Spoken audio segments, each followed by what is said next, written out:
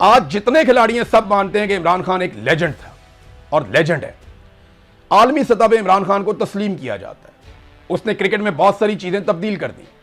عمران خان نے کرکٹ میں سوچنے کا طریقہ تبدیل کر دیا.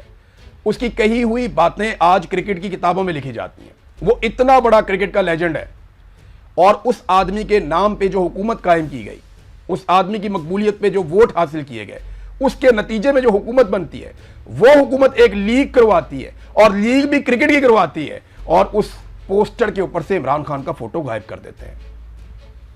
عمران خان کرکٹ سٹیڈیم, میں آپ کو یقین سے کہتا ہوں کہ علی امین گنڈا پور نے نام رکھا تھا عمران خان کرکٹ سٹیڈیم. اگر علی امین گنڈا پور وزیر اعلیٰ ہوتا نا تو شاید وہ یہاں پہ عمران خان کا فوٹو ضرور لگاتا. چاہے اس کے لیے اس کو کسی کے پاؤں بھی پکڑنے پڑتے نا تو وہ عمران خان کا فوٹو ضرور لگواتا. لیکن خیبر پختونخوا کی جو سرکار ہے اس کو شاباش کہ انہوں نے عمران خان کا نام نکالا. اور مجھے تکلیف پتہ کس بات کی ہے, وہ اس بات کی نہیں ہے وہ پولیٹیکل لیڈر ہے, وہ متنازع ہو گیا, کچھ بھی آپ کریں, لیکن یار وہ کرکٹ کا سب سے بڑا لیجنڈ ہے. اس کے مخالفین بھی اس بات کو مانتے ہیں کہ اس سے بڑا کرکٹ کا لیجنڈ اور کوئی نہیں تھا, نہ اس سے بڑا کوئی نام ہے. دنیا کے جب ٹاپ کھلاڑیوں کے نام آپ اٹھاتے ہیں تو بیچ میں عمران خان کا نام ضرور آتا ہے. یار اس آدمی کی تصویر تو آپ کو آنر سمجھ کے لگانی چاہیے تھی, اس کی تصویر تو آپ کو ہر حال میں لگانی چاہیے تھی, اور عمران خان کی تصویر نکال دی. ساری زندگی عمران خان بننے کے چکر میں جس آدمی نے گزار دی, وہ سلاگر شاہد افریدی, اس کا فوٹو لگا دیا, عمران خان کا فوٹو نکال دیا. اور عمران خان کا فوٹو لگانا چاہیے تھا, سب سے بڑا لگانا چاہیے تھا, بیک گراؤنڈ میں لگانا چاہیے تھا, کیونکہ وہی ہے کرکٹ لیجنڈ. اس کی وجہ سے پاکستان میں کرکٹ کو اتنی پہچان ملی. بہت سارے لوگ اس کی وجہ سے کرکٹ دیکھنا شروع ہوئے اور کرکٹ کو پسند کرتے ہیں. آپ کے جتنے فاسٹ بالرز آتے ہیں ان میں زیادہ تر کہتے ہیں ہم عمران خان سے متاثر ہو کر کرکٹ میں آئے تھے, ہم عمران خان کو فالو کرتے تھے. فاسٹ بالرز کی لائن لگا دی تھی 92 کے ورلڈ کپ کے بعد, اور ایک سے ایک بڑھ کے فاسٹ بالرز آئے. سب کہتے ہیں کہ ہم عمران خان کو فالو کرتے تھے, لیکن آج عمران خان صاحب کی اپنی بنائی ہوئی جماعت اور عمران خان صاحب کی اپنی دی ہوئی حکومت ان کا فوٹو نہیں لگاتی. اتنے بڑے لیجنڈ کے ساتھ یہ پاکستان کے ساتھ زیادتی ہے, عمران خان کے ساتھ یہ کیا زیادتی کریں گے؟ مراد سعید نے کہا تھا نا کہ وہ کسی فوٹو کا یا کسی پبلسٹی کا یا کہیں پہ نام لکھنے کا محتاج عمران خان نہیں ہے, لیکن یہ لوگ اپنے ساتھ زیادتی کر رہے ہیں, کھیل کے ساتھ زیادتی کر رہے ہیں. ناظرین, رانا ثناء اللہ نے ایک بڑا عجیب و غریب سٹیٹمنٹ دے دیا. انہوں نے کہا یہ قبائلی علاقے کے لوگوں کو اگر ہم نے یہ کہا ہے کہ دہشت گردوں کے خلاف وہ اپنی اہلیت میں اضافہ کریں یا اپنی سزاد میں اضافہ کریں تو اس میں کیا فرق پڑتا ہے؟ یہ بینک والے بھی جو ہیں مختلف شہروں میں, بینکوں والے بھی تو اپنے سیکیورٹی گارڈ رکھتے ہیں. رانا ثناء اللہ صاحب کو نا قبائل کا پتہ ہی نہیں ہے. وہ قبائلی دستور, قبائلی رواج کے بارے میں بالکل نہیں جانتے. انہیں بالکل آئیڈیا نہیں ہے کہ وہ معاملات کتنے حساس ہیں, اور اتنے حساس معاملے کے اوپر اٹھ کے ایسی غیر ذمہ دارانہ سٹیٹمنٹ دے دی. اور بھائی یہ جو دہشت گرد ہیں یا جو دوسرے لوگ ہیں, ان کو جب بھی آپ آپس میں لڑائیں گے تو یہ قبائل کی لڑائی ہو جائے گی, اور یہ لڑائی کئی دہائیوں تک چلے گی. بے شمار جو دہشت گرد ہیں ان کا تعلق انہی علاقوں سے ہے. وہ انہی میں سے کسی قبیلے کا ہے, کوئی کسی قبیلے کا ہے, کوئی کسی قبیلے کا ہے, کوئی محسود ہے, کوئی وزیر ہے, کوئی کچھ ہے. ان کے نام آپ دیکھیں نا, ان کی قوموں کے نام ساتھ لکھے ہوئے ہیں. آپ قبائل کے بیچ میں لڑائی کروا دیں گے, وہ لڑائی کئی دہائیوں تک چلتی رہے گی.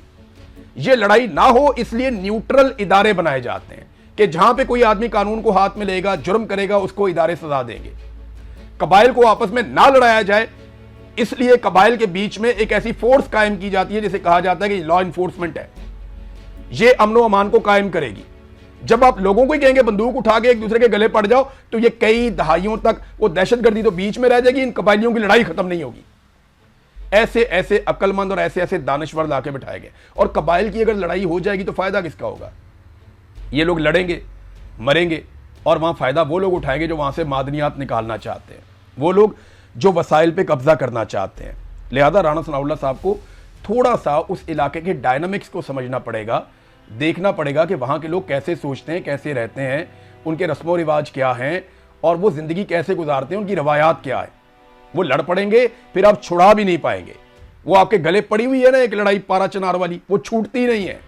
آپ اس کو کبھی کچھ نام دیتے ہیں, کبھی کچھ نام دیتے ہیں, کبھی کچھ نام دیتے ہیں, لڑائی نہیں چھوٹتی.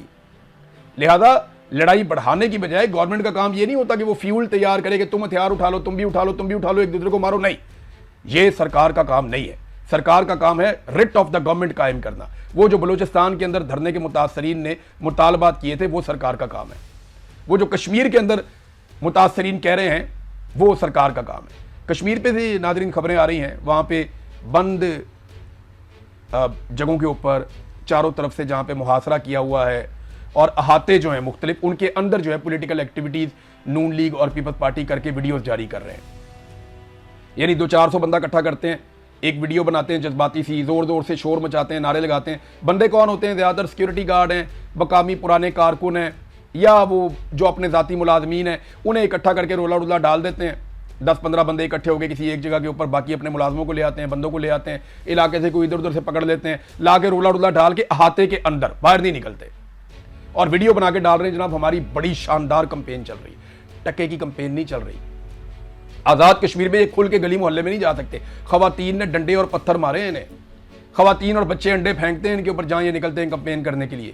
یہ حالات آزاد کشمیر میں پیدا ہو گئے ہیں, اور اگر جوائنٹ عوامی ایکشن کمیٹی اور پاکستان تحریک انصاف اس بائیکاٹ کو جاری رکھتے ہیں تو یاد رکھیے گا یہ کشمیر کی تاریخ کا سب سے متنازع الیکشن ہوگا, اور ہمارے دشمنوں کو ہمارے اوپر انگلی اٹھانے کا ہمیشہ کے لیے موقع مل جائے گا.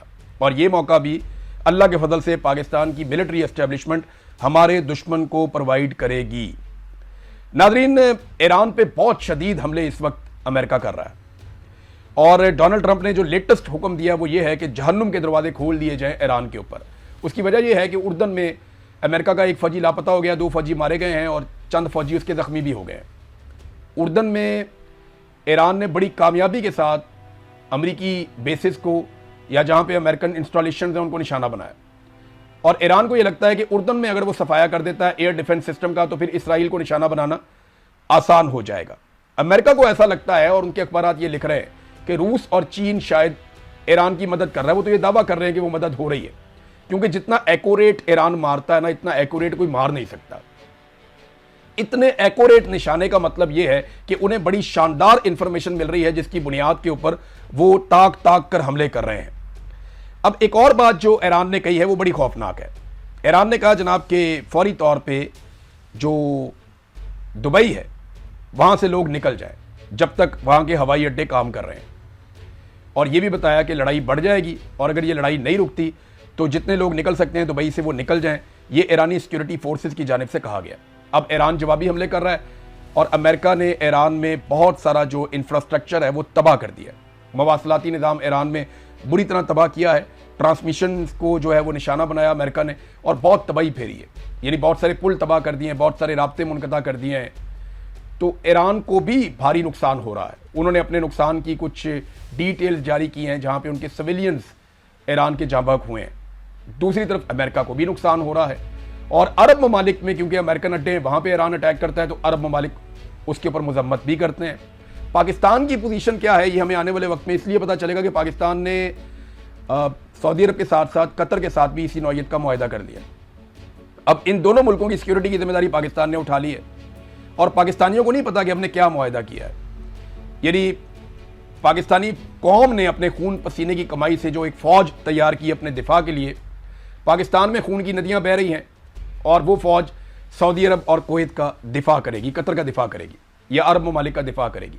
ہمارے پاس نا دنیا کو دینے کے لیے اب کچھ بچا بھی نہیں ہے. اب ہم فوج اور ہتھیار ہی ایکسپورٹ کر سکتے ہیں جو ہم نے اتنے سالوں میں بنائے ہیں.